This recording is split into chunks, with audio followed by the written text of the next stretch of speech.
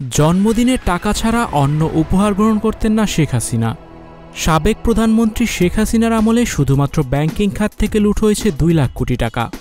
এছাড়াও বিভিন্ন মেগা প্রকল্প থেকেও সীমাহীন দুর্নীতির মাধ্যমে লুট করা হয়েছে লক্ষ কোটি টাকা।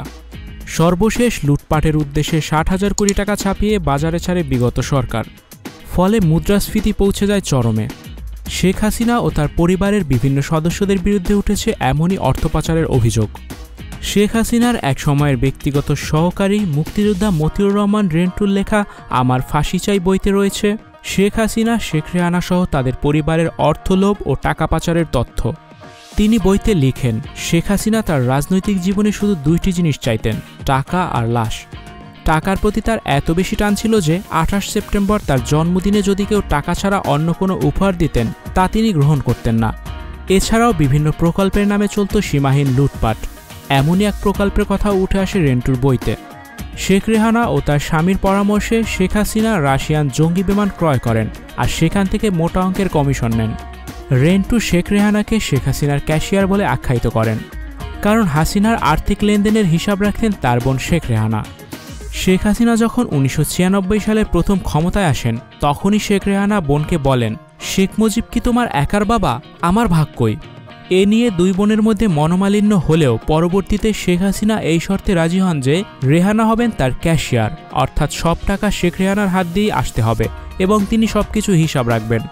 চলতি বছর কোটা সংস্কার আন্দোলন ঘিরে সহিংসতায় মেট্রো রেলের মিরপুর ১০ ও কাজীপাড়া স্টেশনে হামলা, ভাঙচুর ও অগ্নিসংযোগ করে দুর্বৃত্তরা। স্টুডিও 4D আপনাদের জন্য নিয়ে এসেছে শীতাতাপ নিয়ন্ত্রিত স্টুডিওর সুবিধা, আছে অত্যাধুনিক মেকআপ রুম। বিস্তারিত জানতে এখনই কল করুন 01974860664। হাউসটি দেখতে চলে আসুন আমাদের ঠিকানায় শেখেরটেক রোড নাম্বার ৯, বাড়ি ২৪। শেখ হাসিনা সেই স্টেশন পরিদর্শনে গিয়ে চোখের পানি ফেলেন আর জানান স্টেশন মেরামত করে চালু করতে খরচ হবে প্রায় ৩৫০ কোটি টাকা আর সময় লাগবে ১ বছর। অথচ তার পদত্যাগের পর অন্তর্বর্তীকালীন সরকার ২ মাসেরও কম সময়ে কাজীপাড়া স্টেশন মেরামত করে চালু করে, আর এতে খরচ হয় মাত্র ২০,৫০,০০০ টাকা। এছাড়া ১৯৮৬ সালের নির্বাচনেও মোটা অঙ্কের টাকা নেন শেখ হাসিনা। সে সময় এরশাদ পতন ও গণতন্ত্র পুনরুদ্ধার আন্দোলনে আওয়ামী লীগ ও বিএনপি একযোগে আন্দোলন করেন, কিন্তু ৮৬ নির্বাচনে আওয়ামী লীগ অংশ নিলে শেখ হাসিনা ও আওয়ামী লীগকে জাতীয় বেইমান বলে আখ্যায়িত করেন বিএনপির বহু নেতাকর্মী। মতিউর রহমান রেন্টু তার বইতে লিখেন, নির্বাচনে অংশ নিতে শেখ হাসিনার সাথে ২ দফা বৈঠক করেন তৎকালীন সরকার পক্ষ। প্রথম বৈঠকে বলা হয় আওয়ামী লীগ নির্বাচনে অংশ নিলে নির্বাচনের পুরো খরচ সরকার থেকে দেওয়া হবে, আর দ্বিতীয় বৈঠকে শেখ হাসিনা বলেন প্রস্তাবিত টাকার ৩ গুণ দিলে তবেই নির্বাচনে অংশগ্রহণ করবেন।